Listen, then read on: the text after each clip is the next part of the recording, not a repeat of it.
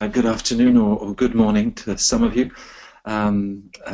Fortuna Admissions, we're delighted to have you for today's webinar, Standing Out in an International Application Pool. My name is Matt Symonds. I'm a co-director at Fortuna Admissions and also write about business education for Forbes, The Economist and BBC. And my great fortune is to work with a dream team of Fortuna former admissions directors, gatekeepers at many of the world's top business schools. Now, of course, looking beyond the US, two business school names have really stood out in the last decade or two. And we didn't have to wait for the Financial Times ranking of January this year to recognize that INSEAD has really made a global reputation for itself. London Business School has also shared that top spot in previous years in the FT, and the two schools really do epitomize the best of international business education. So this session brings together two panelists, my colleagues Caroline Diarte-Edwards, who is the former Director of Admissions, Marketing and Financial Aid at INSEAD. Caroline was head of admissions for 7 years, making final decisions on applicants into the program. And sitting alongside her from London, Emma Bond, who was the former senior manager with overall responsibility for MBA admissions at the London Business School. So today we really do have the gatekeepers of these two schools that, of course, are increasingly selective and competitive. Both schools published data of the latest incoming classes, and not only have their GMAT scores continued to rise, but that level of diversity, international experience that really is part of the DNA of both schools. So perhaps that's a good place to start. Just before we do, just a little bit of housekeeping. Our colleague Melissa, who is also one of the many members of the Fortuna team that were former admissions officers, Melissa was at INSEAD. She will be behind the scenes for any technical issues that you have. She'll also be monitoring questions over the next 40 minutes. We'll be looking at both INSEAD and LBS, what the schools are looking for, and really how you can best position your profiles for successful admission to those two schools.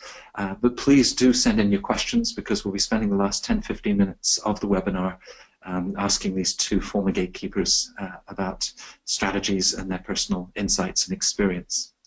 So let's get started, and we'll be recording this session. If you have to leave us a little bit early, you will be able to catch up with the remainder that'll be available on the fortunaadmissions.com website. Emma, Caroline, thanks very much for joining us at very different times of the day for both of you. Perhaps just a little bit about your background, and we'll get started on why anyone would think to choose INSEAD or the London Business School for their MBA. Yes, thanks, Matt. So thank you very much for the introduction. So as you mentioned, I worked at INSEAD for 7 years, and before that I actually did the MBA in Singapore and in Fontainebleau in 2003, several years ago now. So why people are drawn to INSEAD, there are several key reasons, and those are, it's really a top program, as you said. It's one of the top schools globally. And that means that you're getting access to world-class faculty, an outstanding curriculum, and a really strong community, both in terms of, as I said, the teaching staff and your fellow students, and then the alumni network. So that's really the first thing to consider. Then beyond that, it's a very, very international program. So typically you have about 80 different nationalities in your class. Typically no nationality representing about more than 10% of the class, so the international diversity is tremendous, and actually most people have spent considerable time outside of their home country, so bring not only the perspective from their own culture, but also experiences of working and living in other places. Then it's a tremendous platform for getting access to great job opportunities around the world. So top recruiters come back to INSEAD year after year, and they're recruiting for offices around the world. So last year, INSEAD graduates went to work in about 55 different countries. So it's a big challenge for my old colleagues in the careers team, because they have to build relationships with recruiters really on all continents and in multiple countries, and that's much more challenging than if you're just feeding into a more local market, which many of the US schools do. But you know, a fantastic opportunity for INSEAD graduates to make a move geographically. That's what they're looking to do. And then you're getting access to a really strong alumni network and a very global alumni network. So INSEAD has about over 40 different countries now where they have more than 100 alumni. And that's quite different from the composition that you'll see at the top US schools, where the schools feed into a more local market for their recruitment, and therefore alumni are more locally concentrated. So the very sort of globally mobile nature of INSEAD alumni means that over time the school has built up, you know, a really broad and deep network around the world. And if you're thinking about being mobile internationally in the future, that's a tremendous asset to have. And then finally, I mean, one of the key differences about INSEAD versus other schools, of course, is that it's a one-year format. INSEAD pioneered the one-year format when the school started about 60 years ago. And so that's a big draw, excuse me, for some people who, you know, like the idea of, you know, getting a top MBA, but in 1 year, which means that, you know, it's less time out of the workplace and less costly overall in terms of tuition fees, living expenses, and foregone salary, and so on. So it's a very efficient format which appeals to many candidates. I would say especially people who sort of, you know, in their mid to late 20s, who don't necessarily want at that stage to take 2 years out of their career. Great. Emma, London is a world-class city, and even these days, as I remember, it has world-class food. So it's natural, perhaps, that there's a world-class business school. What is the great attraction of London Business School? I think, you know, you pretty much hit the nail on the head, and London is one of the things that really does draw people to LBS. It combines two things, really. It has a lot of similarities with INSEAD. So in terms of the composition of its class, some people are surprised to find that really only about 10% of the class are made up of British candidates every year, British students, and the rest are drawn literally from all over the world. So again, like INSEAD, it has that very global spread. It has a global alumni community. The school finds that often people will work in London for 2, 3, 5 years, maybe after graduation, and then there's a sort of ripple effect where everyone goes back to perhaps their region or transitions to different continents. So, you know, you see that right through the LBS application process, where the focus is on global. So interviews take place with alumni all over the world. There are events, you know, all over the world. So that's definitely one thing. And I think, you know, this focus on a global context rides right through the curriculum. There are global business experiences. You know, the whole format of the program is designed to help people learn about adaptability, to be flexible, to interact with students from all these other nationalities, all these other cultures, so that when they graduate, they can take the skills that they learn out to the different countries, you know, and put them into action in the workplace. But I think, you know, that's one side of it, but I think there's really no other experience like living and working in London. So, you know, being able to be at business school in a city like that means you have connections to world-class recruiters. You have speakers coming into campus regularly. You know, you have food, as you said, it's improved greatly in the last sort of 20 years or so. But it's the combination of global and really of the London experience that makes it sort of very separate from, I think, any other program that's out there. Caroline mentioned that INSEAD offers a one-year program. LBS is traditionally a 2-year program modelled on, you know, the US schools, but several years ago I introduced flexible exit points. So for people who perhaps don't want to spend the full 2 years, you can now graduate at 15 months, at 18 months, at 21 months. And that gives people a lot of choice in how they structure the format of their learning. So if they are accelerating their career and they, you know, they come in from a finance background, they want to stay in a finance background, then they can concentrate their program quite a lot and sort of graduate in 15 months. But if they are perhaps transitioning to a different function, to a different sector, they can take advantage of the longer program, spend the full 2 years, you know, perhaps do 2 or 3 internships now over the summer, and just really sort of work out where it is they want to go post graduation. I think the other thing about London that's worth bringing up is the lifestyle on campus. It's hugely eclectic. There's an enormous range of student clubs, and time and again, I think people who've been to London and spent the time on campus and really immersed themselves in what's going on there say that there's not really, any other business school experience quite like it. Yeah, it's definitely a strong candidate if you're looking for a top business school program. Now, in other Fortuna webinars that we've organised recently with colleagues from Fortuna that were admissions at Harvard Business School, at Stanford, at Wharton, Duke, UCLA, we've talked about some of the characteristics and qualities that the admissions officers at both of those schools are looking for. Here we're talking about these two top international schools, 85 nationalities in one, 65 in the other. So, Caroline, can you perhaps talk a little bit about what these two schools and international top MBAs are really looking for? Yes, I mean, there's a lot of commonalities in what INSEAD and LBS will be looking for, which they have in common with the US schools. So the schools, all top MBA programs are looking for very strong academic credentials. So they're looking to see where the candidates studied previously, what they studied, what grades they got. They'll delve into the transcript for their undergraduate degree, and then they'll be looking at the so they are very rigorous academic programs, and at INSEAD, the admissions committee is composed 50% of faculty, so they're very concerned to make sure they're getting the smartest of the pool in their classroom.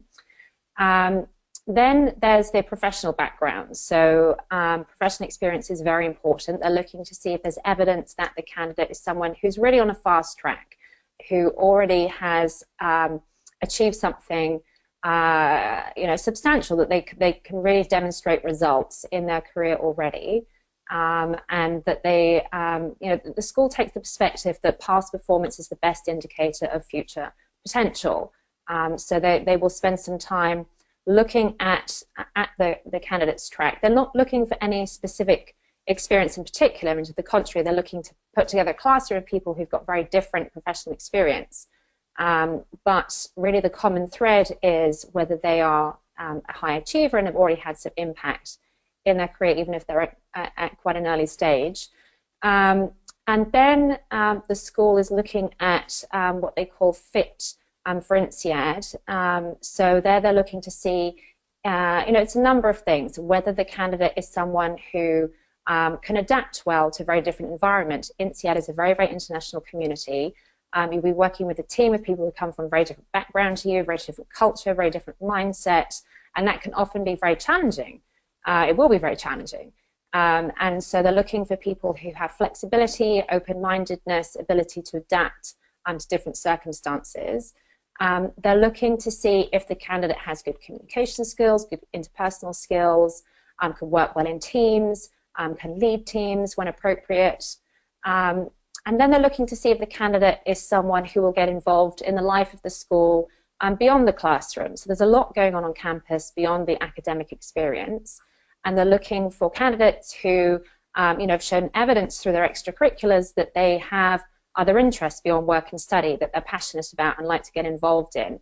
Because the school is looking for people who will get involved in the life of the campus, both whilst they're at school, but also then be active members of the alumni community.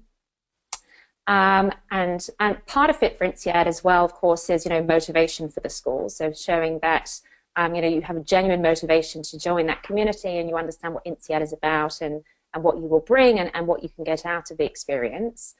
And then finally, there's the international experience part, which is different from the US schools and many other schools. So INSEAD is specifically looking for people who have international experience, perhaps have worked or studied or spent some significant time outside of their home country. And not only just show that you've spent a year abroad or something, but actually show that you've gained something from that, and that you've really enriched your perspective and gained a more international perspective thanks to those experiences. So those are really the core 4 pillars of what INSEAD is looking for. I think to jump in there, I mean, in terms of LBS, pretty much everything Caroline said is similar to what LBS would be looking for. But I think one thing it's worth mentioning, I was asked recently, what is a typical MBA candidate? And I said, well, there isn't one.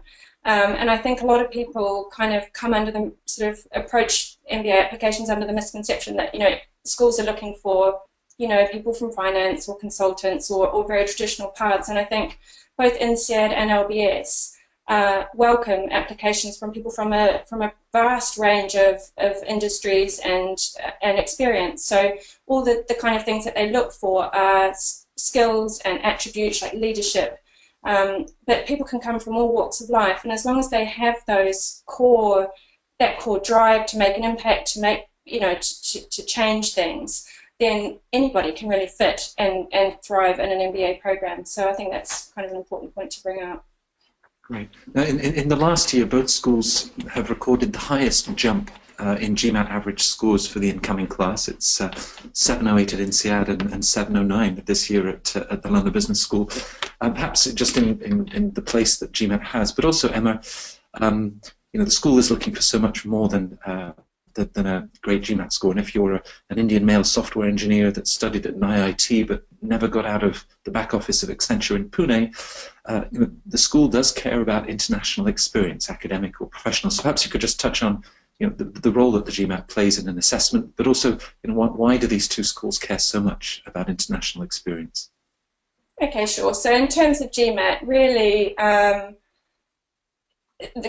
GMAT is often used by the ACOM to just ensure that people can cope with the rigours of the course. So if, for example, somebody has done a liberal arts degree and they don't have sort of a lot of quant in their undergraduate background, a school will use the quant section of the GMAT to ensure that, when you get into a corporate finance course, you can deal with it, you can hack it, and that you're not going to sort of sink before you even get going into the program. So it's very much about assessing where GMAT sits as part of your whole candidacy. So a school will look at academics, your transcript from your undergrad, and they'll combine that with the GMAT, and then they'll look at your essays and your personality and your work experience and your leadership, and GMAT is part of a package. So it is important, there's no question, and we are seeing a trend, an increase. More and more people are using test scores and taking it again to ensure that they're kind of getting a score that they feel is representative of their abilities.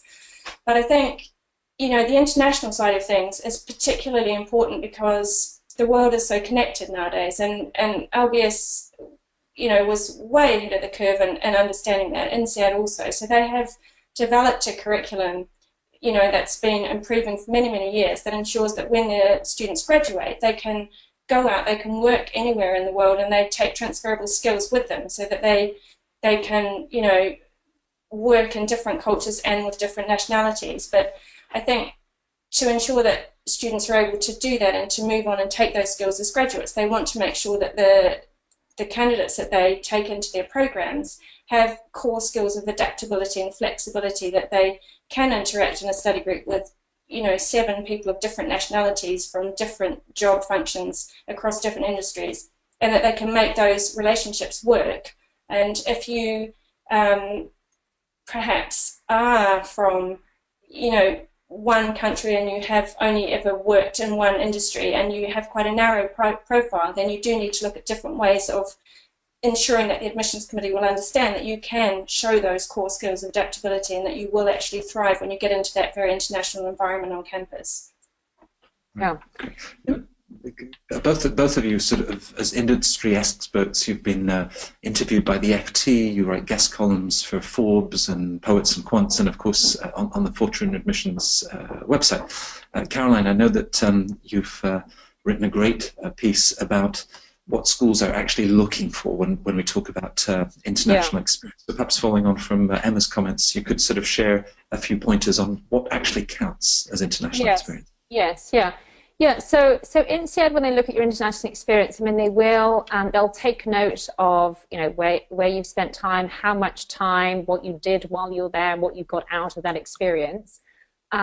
So, it does help if you've got some evidence of, some substantial time outside of your home country. But what they're really looking for beyond just, number of months or number of years is to get a sense for, did you really develop an ability to adapt to a different culture?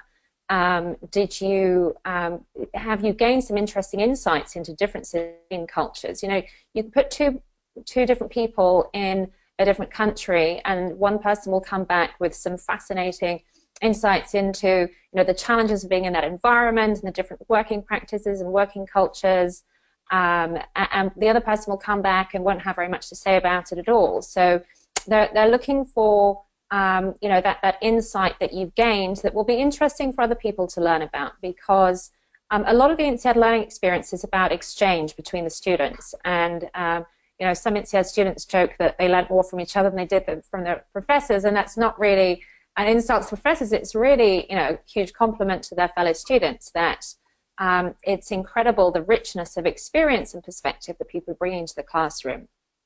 And so it's very important to demonstrate that insight and curiosity to learn more about other countries and cultures, because that's a key part of what INSEAD is about.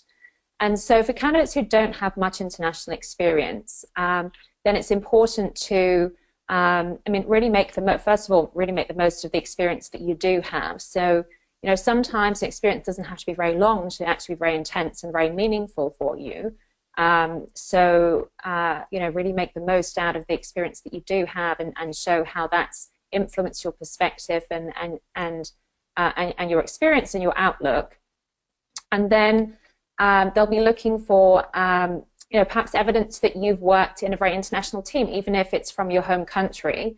Perhaps you've worked in a global organization, or you've worked with very international teams, international clients. And so, you know, showing what you've gained from that experience will be important as well.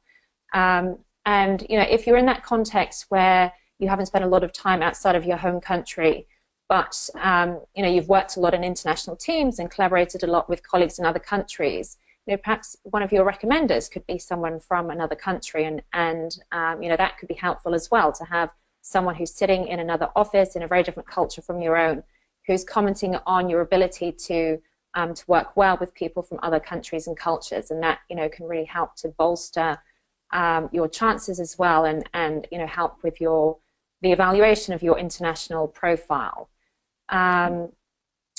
So, you know, it's really about then also, as I said, you know, demonstrating that you have a genuine motivation to be in a very international environment.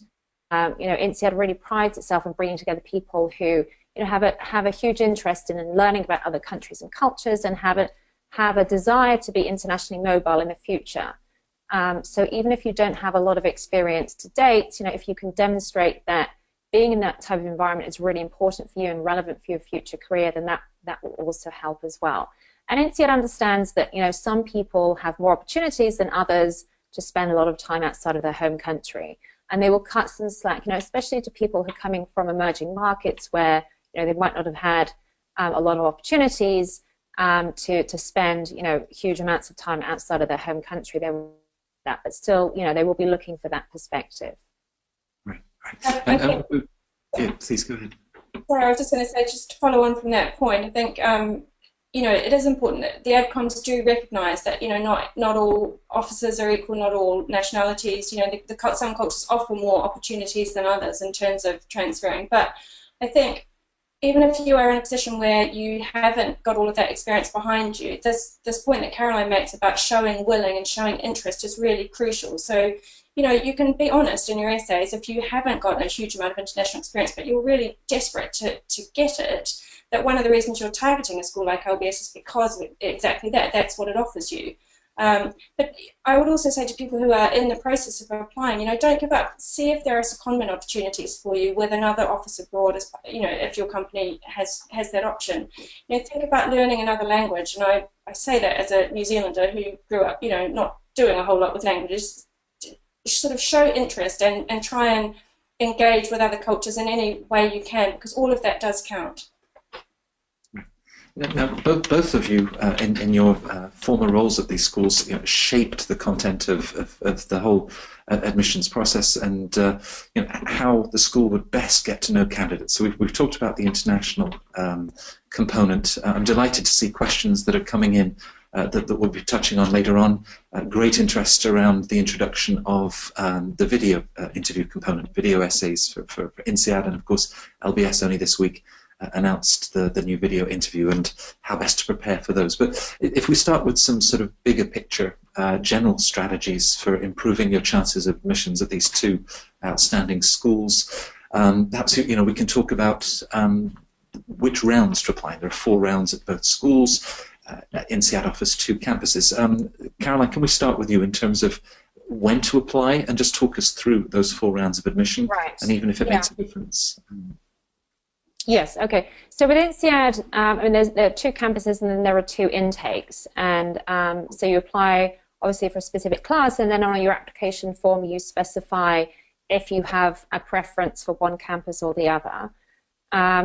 Now, sometimes candidates are trying to second guess, do I have a better chance if I apply to Fontainebleau, or should I apply to Singapore, or is it easier to get it in January or in September?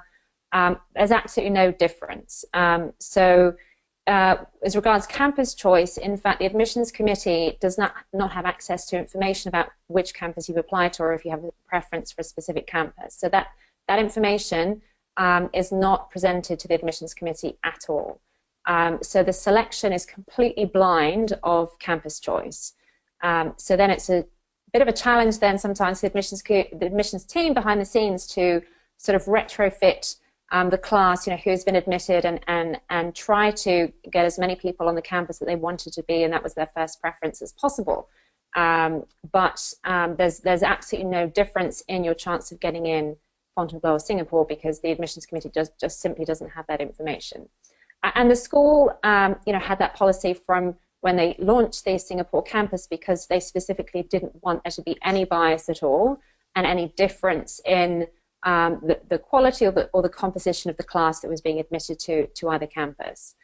Then as regards intakes, again, and perhaps somewhat surprisingly, there really isn't a difference. Now, the school does get more applications for the September intake, and that's partly because, there are more classes or more alternative options if you're starting in September. Far more schools have September entries than January entries, and so people may be applying to INSEAD as well as other schools for a September entry, whereas if they're applying for January, they're more likely to only be applying to INSEAD because there aren't so many January start options. So there are more people who apply in September, but the school's yield, which is the percentage of admitted candidates who accept the school's offer, is lower for September than it is for January. So in fact, the number of offers, or the percentage of offers that the school makes, so the offer rate, is exactly the same for the 2 intakes. They have to make more offers for September than they do for January, because January, a lot of people are only applying to INSEAD. So the offer rate, so the percentages of candidates getting offers is exactly the same for both intakes. So so really, just apply when the time is right for you and choose the intake that works best for you. Then beyond that, in terms of the rounds, yes, the school now has 4 rounds for both entries. Now, the school tries to keep the level of competition equal across all rounds, and that was something I worked on while I was at the school, because I didn't want to be admitting people in round 1 who would be rejected in round 4, or reject people in round 4 who would have been admitted if they applied earlier. So the school really tries to keep the level of competition as equal as possible. But having said that, it does depend on some unknown quantities, and if a lot of people apply in later rounds and in higher numbers than were expected, then it can mean that there is sometimes a squeeze in the final round, especially for more common profiles in the applicant pool. So if you think that you do have a profile that is perhaps overrepresented in the applicant pool, then I would suggest to avoid round 4 for INSEAD.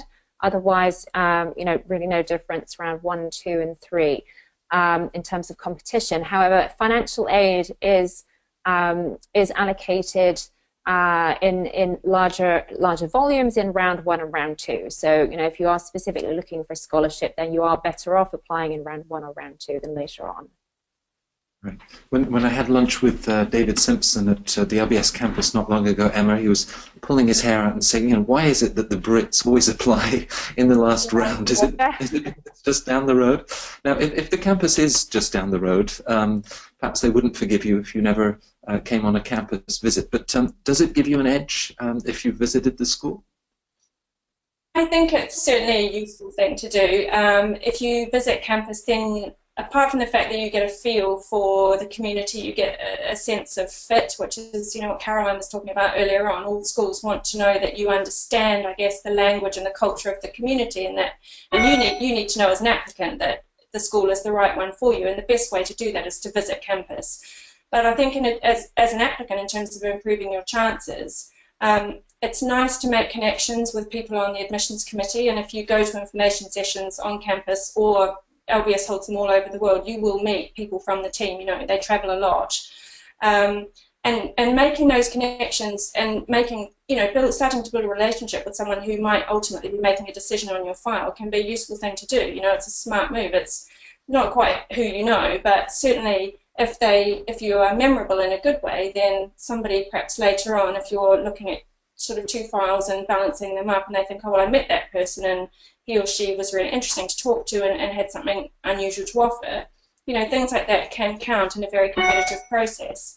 I think the other thing about going to campus is you're likely to meet students and faculty, and meeting students can be a really, really good way of learning more about student clubs and areas of interest. A lot of our clients, we recommend that they try and get in touch with sort of student presidents at LBS, people running the consulting club or the finance club or, you know, the healthcare club. If they have a particular area of interest, it's great to start networking as early as possible, and all those kind of connections that you make can ultimately be quite useful. Right. Poets and Quants published a piece, I think, just yesterday that you'd written, Emma, about you know, this classic question about why the London Business School, why Stanford, why Wharton, why any of these business schools, and you talk about, you know, demonstrating this passion that you have for the school. Now, is that just regurgitating some of the classes that you might want to take in your second year in school? How do you best, you know, show to the school, or, you know, as an admissions officer, how did you really get that sense of this person understands us and you know, that really aligns with the culture of the school? Well, I think one of the things I said in the article is that, you know, every single candidate, even if they're from a very overrepresented pool, they have their own story, so they have their own unique selling proposition, and each school has the same thing. And what you need to do, and one of the really good ways of doing it, is to visit campus or is to connect with alumni or students or faculty or whoever, is to really understand what makes that school tick. So, you know, London and LBS, it's a hugely global community, and it has particular strengths in areas like entrepreneurship. You know, over the last few years, healthcare has been booming. Don't know whether that's because the NHS is struggling slightly here, you know, but we have seen a lot of people coming in from the military. So, yeah, I think you really need to understand how your story aligns with that of the school that you want to go to, and really try and connect those two things. And this is why I talk in that post about reflecting. You need to spend time before you apply sort of understanding where you're at in your career journey, why it is that you want to do an MBA, and why this particular school that you're applying to is the right one for you. But you must draw links. You must really understand what the school is offering and link it to what it is that you're trying to take away, because just kind of parroting what they have on the website, or as you say, listing courses or listing faculty, it doesn't really do it for the admissions committee. They really need to see that you mean what you say, and that you understand the school, and that you're going to make a very strong contribution when you get there. Now you're looking through thousands of applications every year to put together this sort of diverse class. Caroline, talk us through some of the common profiles that you would see time and again, and that may struggle to stand out, and perhaps, you know, what they can do to stand out in those crowded applicant pools. Right, yeah. I mean, INSEAD and I'm sure LBS, you know, both have very diverse applicant pools. So, you know, there's an incredible variety and, you know, fascinating variety of profiles in the pool. There are a few profiles that you know, apply in large volumes. So, you know, Indian engineers apply in vast numbers. And then, for INSEAD also a lot of management consultants from Europe. So I would say probably those two profiles are the ones that are, applying in the largest numbers. But beyond that, I mean, there's also, a whole bunch of people applying from finance.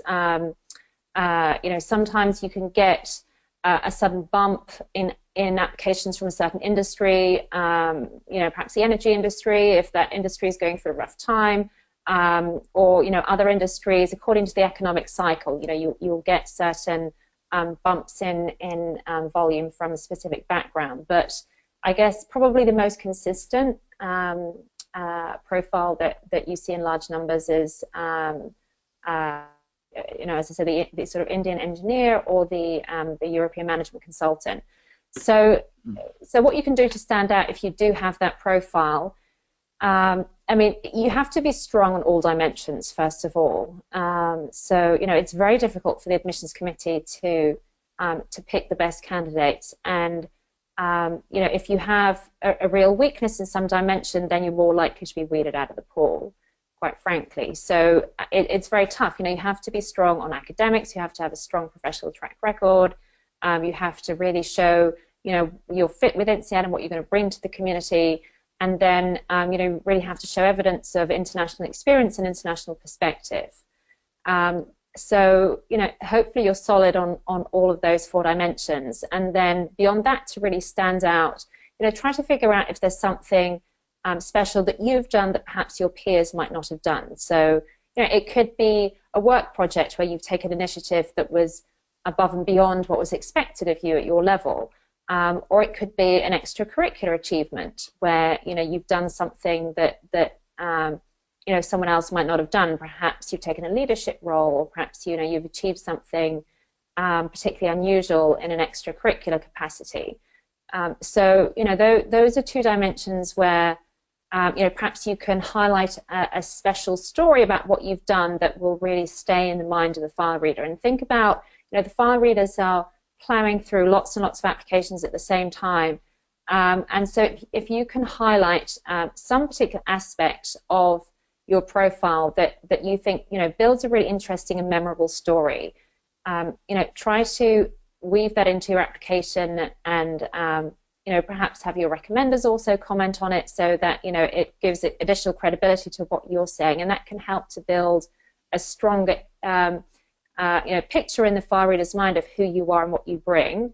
And then, I mean, another way that candidates can stand out if they have a common profile is just through, sheer personality. And, some people, when they, you read their application, they really come to life in their essays and then, of course, in the interview. So if you can really be yourself, be authentic, and express, what is true to you, convey a really authentic sense of what you're about, and come across as having an interesting personality, someone that the school could really see making an impact on campus. Then and it might not necessarily relate to anything specific that you've done, but it's really just about who you are as an individual. And within INSEAD, there's quite a few essays still. And so you do have a lot of space to get across your story and what is special about you. So, take that opportunity and try and let your own unique personality shine through. Right. Thanks, Caroline. That's certainly for all of these sort of personal stories and unique experiences. For anybody that's joining us for the webinar, remember that we offer free consultations to talk about your particular background experience and your business school goals. For the last 5 years, those consultations have consistently been rated as the best in the industry, as you can see from the level of expertise of my colleagues, Caroline, Emma, and the rest of the team that work at 8 out of the world's top 10 business schools. So do sign up on the website for one of those free consultations. I mentioned some of the questions that were coming through from the audience, and with 20 minutes to go from the webinar, Caroline, you were talking about the written essays, but this year introduces video interviews and video essays for both schools.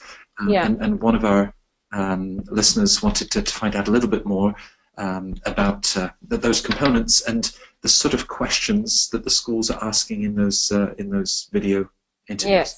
Yes. Yeah. So both INSEAD and LBS are using the same platform, Cura Talent, and I think it's also the same platform that some other of the US schools are using as well. So when you get access to the platform, for either school, you have about a week when you can practice recording your questions. So you can, rehearse using the platform as much as you like before you actually, record your final responses. Now, there are some differences in the questions that you will get. So with INSEAD, you'll get 2 questions and they are randomly generated. So there's no way of knowing in advance which 2 questions you will get. And there's a huge bank of questions in the system. So, we've had some clients going through this already, and there's a huge variety, really, of questions in there. So, a lot of them are very typical interview questions. So it's really like, preparing for an interview and having your story clear.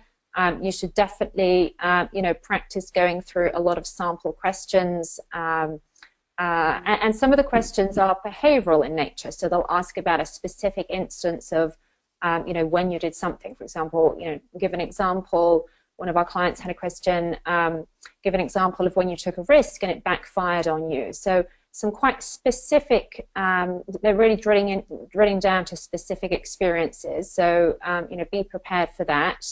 And you'll get, so when you're ready to record your responses to your questions to submit to the school, then you'll get the question, you'll get a short time to prepare. So it's about 45 seconds, it's something like that, and then you get about a minute to record your actual response. So it's all quite fast. You don't get very long to prepare, and you don't get very long to record your response. I think LBS gives candidates 90 seconds to respond, and INSEAD gives them 60 seconds to respond, something like that. So in any case, you have to be really on the ball and ready to deliver your response quickly. Now with INSEAD, you'll get access to the platform when you submit your written application. So when you submit your application, on the application deadline, they'll send you a link to the platform. You can log on, and then you have a week window within which you need to respond and record your responses to those 2 questions. Emma, do you want to talk through a little bit, as LBS has a slightly different approach to the timing and structure? It's quite similar, actually. The round of applications that have just finished and the interviews that have just been notified, they've had a week, so they are due by next Monday. Brand new for LBS, so we're all kind of learning as we go along. But very similar situation, Cura Talent platform, a whole bank of questions. You have only 30 seconds with LBS to come up with your answer, and then you have 90 seconds to do the answer.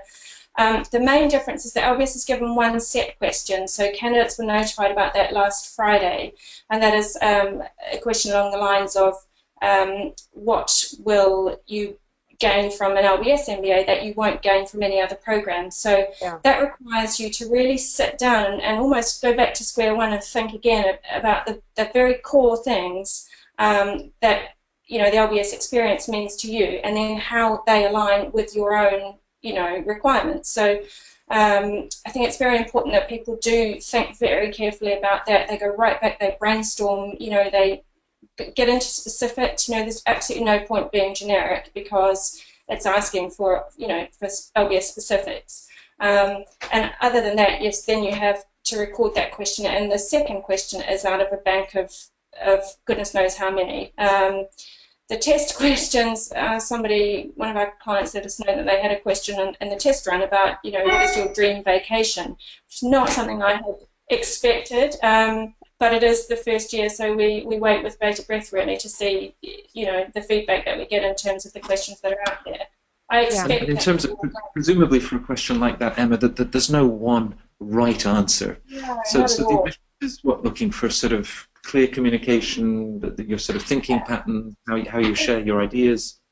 Absolutely, and I was talking with someone at admissions in LBS the other day, and the whole idea of this is, it is about content, but it's as much about confidence and projection, and they want to get a sense of who you are, because of course the interviews are conducted by alumni, so the AdCom doesn't get a chance to meet with candidates personally, and this is just a real insight into seeing what you're like, and it's, you know, it's not face to face, but it's as good as, and the advances in technology mean that these schools have the opportunity to do this. So it's just an extra kind of insight into personality, and again, this whole idea of passion, you know, body language, and making sure that you're enthusiastic about the school and your topic, and yeah, all of that counts. But again, I don't think this has been introduced to catch people out. It's just to really try and understand a bit more about them and to really round out people's profile. Yeah. It applies for webinars. It applies for MBA admissions videos. Right? Yeah. One difference between INSEAD and LBS is that with INSEAD you have to record your responses at the same time as you submit your written application, or just afterwards. Whereas with LBS, you're invited to interview. So you know, it's really at the interview stage that the people are recording the responses. But otherwise, you know, it's a similar process. And you know, as Emma said, INSEAD has a similar experience, right? The interviews are all conducted by alumni, and you know, INSEAD has over 3,000 alumni interviewers around the world. So there's quite a bit of variability in how those interviews are conducted, and sometimes, you know, sometimes it can be difficult for the admissions committee to compare interview reports. And so, you know, having the opportunity to have some direct, you know, observation of the candidate and get a sense for really who they are as an individual is great. And you know, I would emphasize that you know, there's you can't predict what questions you're going to get, apart from the one LBS question that is set.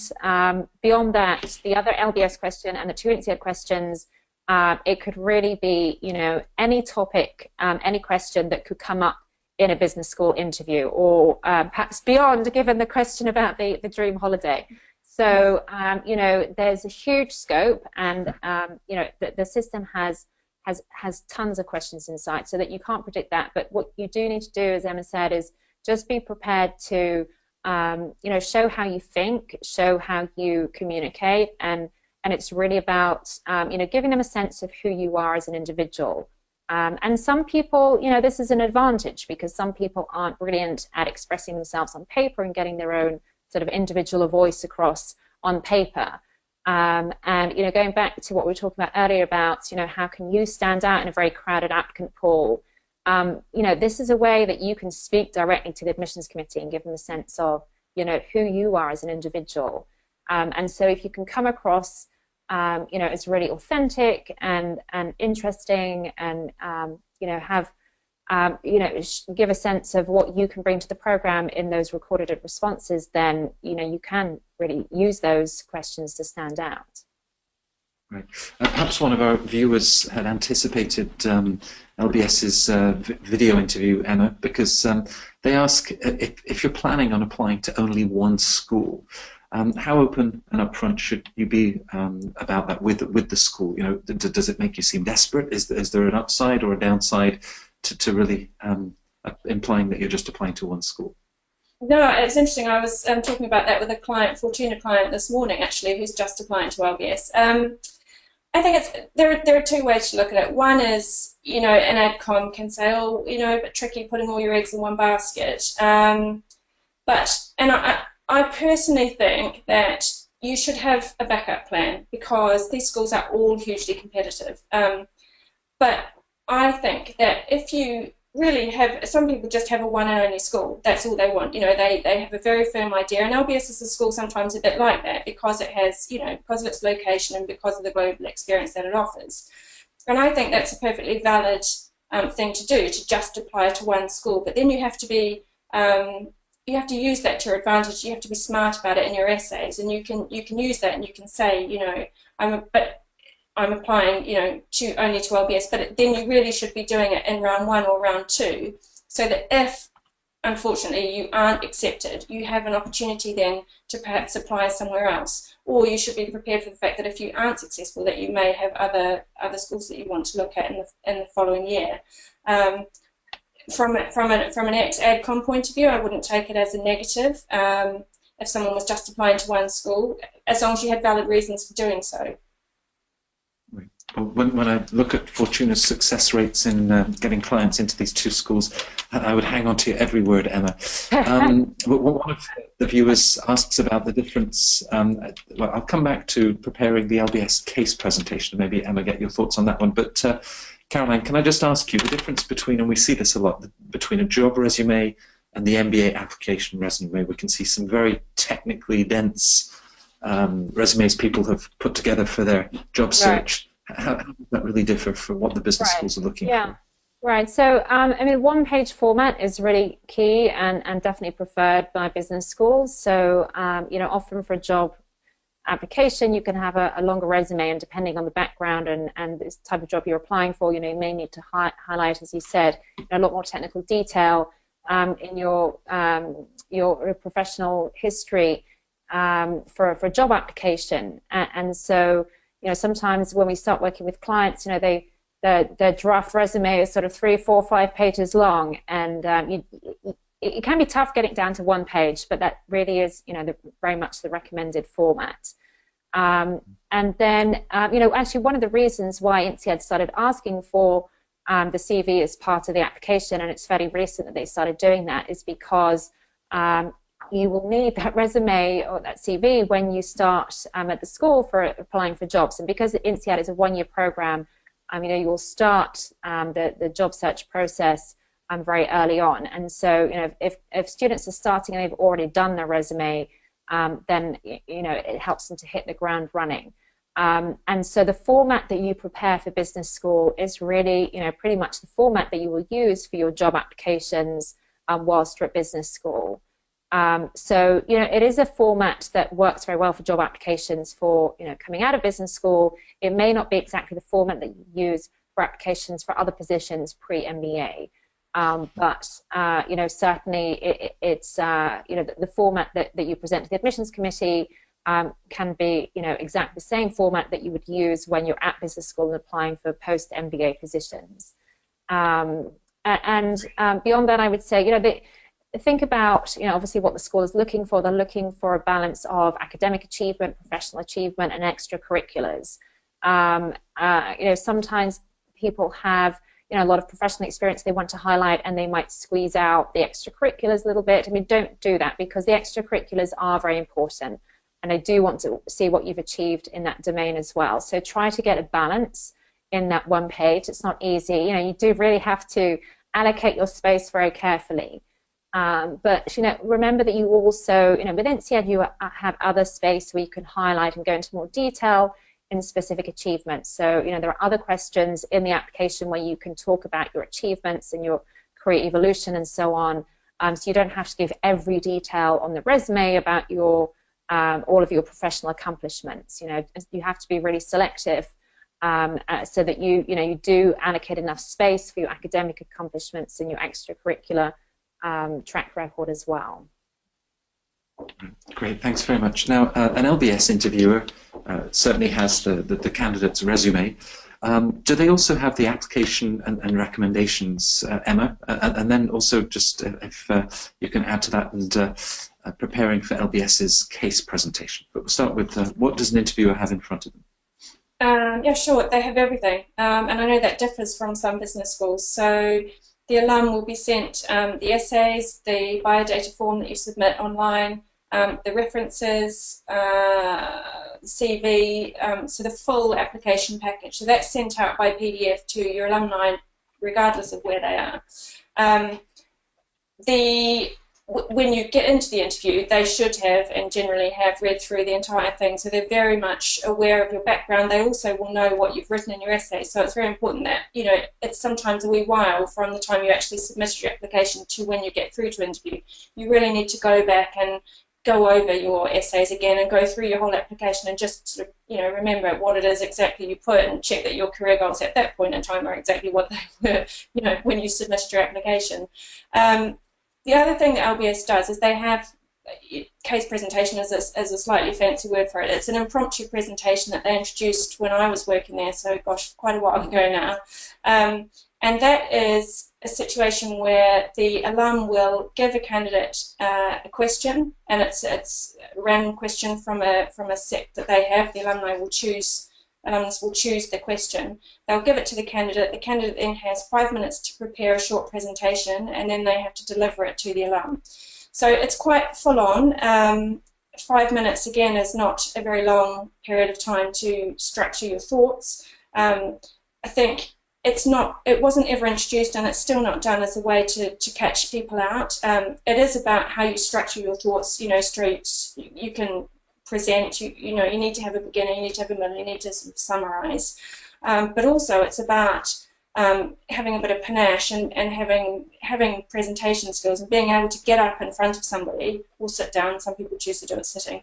But really present an idea and back it up and show that you're thoughtful about it. But it's also about confidence again, and this whole idea that yes, you can be the smartest person in the world, but unless you can actually get up and present your thoughts and show what you've actually got in your head, it's not effective. So it's about kind of, again, rounding out other attributes and skills that you have as an MBA candidate. But some people do find it very, very daunting, and it is, if you go online, you can find some questions from previous years that candidates have put up, and it's a good idea to kind of have a look at the kind of thing that they use. I guess my top tip would be the questions change sort of from year to year or every couple of years, but they're often sort of related to current political events and what's going on in the business environment. So as with any sort of MBA interview for the LBS one, you really do need to be up to date with what's been going on kind of globally and sort of read your FT and read your business week and